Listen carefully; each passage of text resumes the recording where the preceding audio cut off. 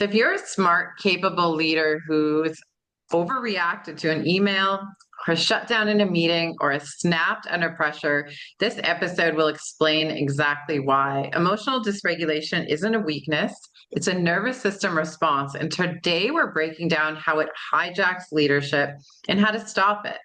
So we're solving a problem that quietly destroys leadership effectiveness, workplace culture, and health. Emotional dysregulation in high stress environments. Dr. Melanie Gray brings over 20 years of emergency medicine experience into the leadership and workplace conversation. She treats stress the way it's treated in trauma units, not as a mindset issue, but as a biological emergency. So, Dr. Gray, so good to have you back. I'd love to start with the core issue. What is emotional dysregulation and why does it show up so often in high performing leaders? Well, we all love our cell phones, don't we? We don't go Hmm. anywhere without them. So think of your nervous system like your phone's battery. You never want your phone, when your phone's battery is going out, don't you wire up, you freeze. When you sit at 5%, you feel like everything is going haywire. You think, oh my gosh, what am I going to do? Where can I find a charger? How can I fix this? So when that happens, you're on fire. When we're continually stressed, our body is looking for help. And then we become dysregulated. We're looking for a charger. We're looking for a reboot when we are overly stressed. Now, imagine that, you are people, you're at work, you're chilling, it's a good day, and then your boss says, "Hey, we have an emergency. The software went down. We're under virtual attack. We've had a viral attack.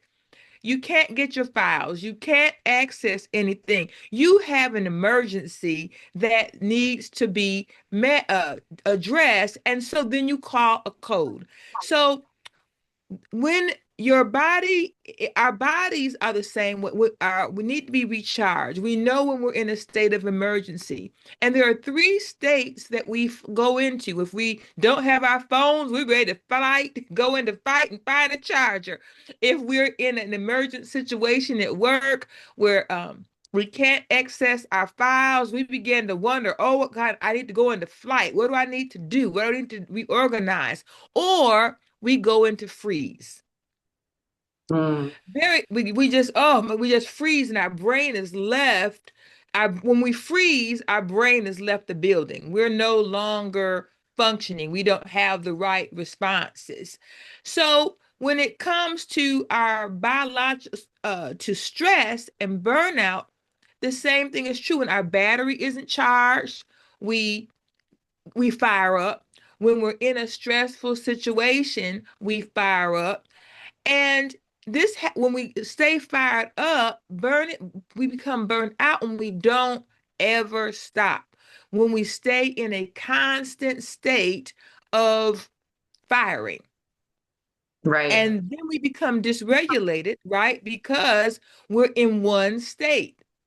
If you hold your breath, Lisa, right now, your body is going to be or become dysregulated because you're not getting oxygen.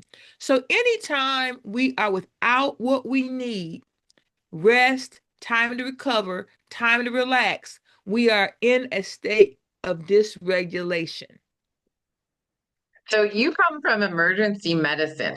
Paint us a picture of what that environment looks and feels like and what happens to the nervous system under sustained stress. So, as an emergency room nurse, you never know what is coming in the door. The good news about that is that we plan for codes. We rehearse the drill. We have processes so that we do know what to do. The other, which is a safety net, processes and planning provide safety nets for stress. The other positive about an emergency room environment is that you're working with a team. So generally in a team, everyone has a role. We have an understanding of each other's gifts and talents. And so in a critical situation, you're not by yourself. This is aligned this with being living in a state of burnout, being like an emergency room. We need in life, we need to have a plan. We need to have a plan for restoration, a plan for wholeness, a plan for good nutrition, a plan for activity, so that we're whole and we are in a planned state, not a reactive state. And when we're burned out, we're in just a state of reactivity, and that becomes dysregulated. We also, as human beings, need to work, live in community. We need a safety net where we have a safe people or community where we can share our dreams, our needs, and gain the support that we need, because we're not created to live in an island. So healthcare very much parallels real life, I believe. Absolutely. Um, leaders often say, I know better, so why did I react that way? Like it takes that one thing to explode. So what's happening to the brain and the body in that moment? Well, if they've never allowed people bring their whole selves to work, Lisa, it could be a mirage of things. A leader who's a parent could still be holding on to that argument they had with their 13-year-old, because 13-year-olds know everything about the world. Yes. They can't buy a roll of toilet tissue yet on their own, but they know everything. So maybe you were dysregulated because of the interaction with your child. Maybe you're going through, had a hard talk with your significant other, or you're going through a divorce. So, or you're caring for a parent. Many people are in the sandwich generation. So they bring to work their stress, some of the stress, anxiety, emotions that they were carrying prior to work. And if they never breathe, never take a moment to acknowledge, hey, that was a rough morning in getting here today, and they just go right into the next thing, they might actually just flip off on someone, snap, write the wrong email, because they never paused and gave themselves an opportunity to breathe and say, okay, I had a rough morning. How do I want to attack my day? Do I want to move that meeting? Do I want to just work on my email? How do I need to reset my day so that I'm effective? We just keep going. We just keep going, and we just keep pushing through. Yeah, we keep going and going and going and until that thing sets us off, right? What are the most common workplace triggers that you see pushing leaders into dysregulation? Well, one of the most common is the change fatigue and Mm, decision fatigue, because there's a new process, there's a new software, there's a new onboarding, there's a new something, amidst having to manage the expectations that you really signed up for when you took the job.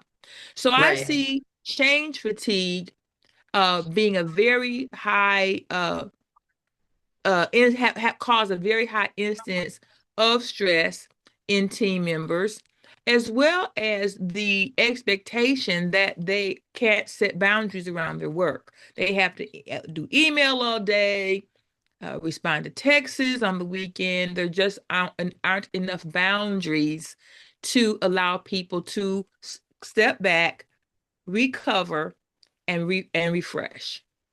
right.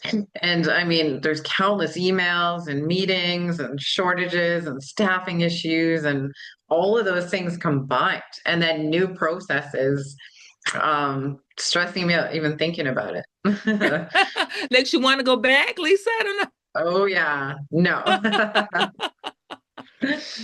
So what is the cost of this in an organization? Emotional dysregulation, like everyone is emotionally dysregulated. What does that do? Well, it causes cultures that can be toxic. It creates cultures where there is not emotional safety. People don't feel supported. It causes an increase in turnover, a lack of engagement, and this also has a great impact on the bottom line of an organization. Yeah, absolutely. I mean, if people are not in their job, if they're somewhere else, they're not getting their work done. No one wants to be there. And so the whole place is paying the price. Plus, not only that, but if you're dysregulated, people around you can feel that. And so if the leader is dysregulated, their team is going to feel uneasy and they're not going to know what's going on, right? Like, yeah, it's so important. Well, yeah, I mean, there are $300 billion annually are lost in businesses alone in just the US. 190 billion in healthcare costs associated with anxiety and stress. 550 million are lost due to lost work days. People just say, forget it, I'm gonna stay home today. Globally, it's thought to be the cost is thought to be in the trillions related to absenteeism, turnover costs. In some businesses, it costs, $50 to $100,000 just to retrain and replace an employee. In addition to workman's comp and other issues. So yeah, it's very costly. Wow, that's a lot of money. A lot of money. So there's a good reason that organizations need to pay attention. What are the early warning signs that someone is dysregulated? Like, what do you do? How do we intervene? Well, you have a person individually has to really know their own behavior. The stop it framework I always use is stop and scan. You have to understand how you're showing up. And then you have to be willing to tell the truth about how you're showing up and how people are responding to you. And you have to own your change. You have to prioritize yourself. You have to be intentional and you have to be willing to transform. You have to be willing to change. We're all on a positive, progressive perspective. But in that, if you notice that your staff are not speaking up at meetings, you're seeing a lack of engagement, you're observing more confusion, you feel yourself, you hear yourself being short with people, you feel the muscle aches in your neck, you find your teeth are clenched, your jaw is sore in the morning, uh, you're controlling. You don't trust your team anymore. Controlling behaviors are sometimes showing that you are not trusting your staff because and you're stressed. So you have to do it all. And these are just a few of the signs and symptoms leaders may face. Yeah.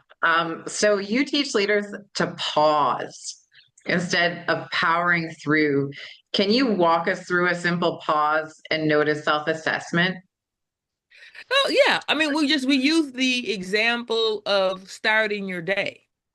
I suggest that you start your day, even if you have to sit in your car a minute before you go in, if you're on a face-to-face uh workflow. If you are working from home, take a minute to set yourself before you turn your computer on. And if at all possible, can you make the place where you work not the place where you also relax, so Right. you can have some separation? You can also set times in your day, put an alarm that you're going to listen to make yourself stretch, to cause yourself to move. Sometimes, I mean, movement and good nutrition do a lot for helping you foster a calmer and more healthy mental approach to the work that you do.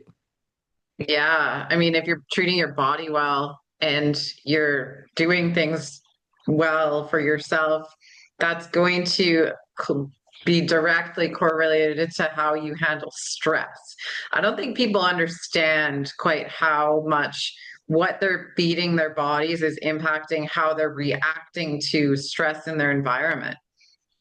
Well, we see lots of commercials on things not to eat, right? But how many commercials do you really see? How much advertisement goes into healthy eating? Hmm. The Yeah. marketing for bad food is much higher than it appears, much more frequent than the advertising we see for vegetables and apple and fruit. Yeah, no kidding. And like, I don't even know how it's legal, to have all these fast food places. And when I go into like a workplace environment downtown in my city, the food courts are full of like places like McDonald's and, pizza. And I look around and I see like people with their Tim Hortons and donuts, and, it's sad. It's like not setting them up for success. Yeah, when do you see a fast food for come get your vegetables? There are a few Yeah. salad places, but they are far lesser in number than pizza, hamburgers, hot dogs, or processed foods, you know. Yeah. And that's a whole nother conversation on the processed food thing. Yeah, totally. Oh my God. So once the leader learns to regulate themselves, how do they continue to regulate instead of react? Well, they have to set new patterns. Just like uh you learn to recharge your phone, you learn to how to react to certain situations in your role, you can learn how to change your lifestyle at work. Now, the hard lesson is sometimes you're in organizations that will allow you to make that change and foster that change. And there are some organizations that aren't healthy that are not going to allow you to do that. But then again, that's where you have to have the hard conversation. What means the most to you? And are Mhm. you willing to make a plan to pivot to find a work environment that's also going to support your health? The big, I think, important key also is that you have to set boundaries around work. Everything Right. wears out if you got to put gas in a car, right? Even if you ride a bike, sometimes if you ride it enough, you'll have to replace the tires and the chain. Nothing just goes on forever without a point of recharge and change. So leaders have to set those boundaries. They have to model that for their staff. And I honestly, I hope that they would advocate and work with all the departments like their HR and OD to create those cultures, a culture so that everyone can thrive and do their work well. Because dysregulation is just your body doing its job. It's protecting you. It's saying, hey, your heart is beating, your heart is racing. There's something you need to do about this. We're created with systems in our body to protect us and alert us when we're not in a good space, and we need to listen. Yeah. People think there's something wrong when their body is doing what it's supposed to do, Yes, right? This dysregulation because it's the stress, anxiety, and then they go take a medication for it. But yeah, our bodies are built to protect us and to keep us safe. So all they these are. are signs we need to start listening to. We need to listen to them, not ignore them. I'm also a subject matter expert around trauma-informed care, Lisa, and I teach trauma-informed care principles within organizations. And so I say that to say that many of us, the listeners might be like me, who was raised by parents who told me, you suck it up and do your job no matter what. And so that's what I saw them do. And that is what I did. I sucked it up until I couldn't anymore. And so your culture training, your background impacts your perception about work. Doesn't mean that my parents weren't wrong. They just loved me and they told me to do what they thought would help me. But sometimes we have to shed some of the teaching that is ingrained in us so that we can live better in our current environments. Yeah, absolutely. So when we start learning, what changes in an environment in the workplace? So a leader is regulated. How is that going to affect the workplace? Well, when you're regulated and modeling well and healthy and happy and have a good persona, you're not tense, you're smiling, you're speaking to people, people are going to notice, your team is going to notice, and they're going to feel safe. No, no one's going to feel safe. Your team needs to trust you, and they're not going to trust you if you're tense and tight and and sharp and quick and abrasive. Which or you're very silent because leaders can go in many directions when they feel stressed. They can become silent and want to drill down on all themselves, or they can lash out and push too hard on their team. Right, right. So tell us more about what you do and where people can find you. They can find me at drmelaniegray.com, and I help organizations create cultures of safety and wellness where their teams can grow and thrive and hit all those important matrix and KIPs that are so important to the organization. Amazing. And if the listeners can take just one thing from this conversation, what should it be? It should be that change is possible. And you deserve it. You deserve to recharge. You deserve to take care of yourself because you are a gift. And you should treat yourself and your life like the gift that you are. Thank you so much for being here. I love how you're reframing stress like it's a system issue, right? Like it's not a we issue. We so often if we feel dysregulated, we feel like it's because of something we're doing wrong.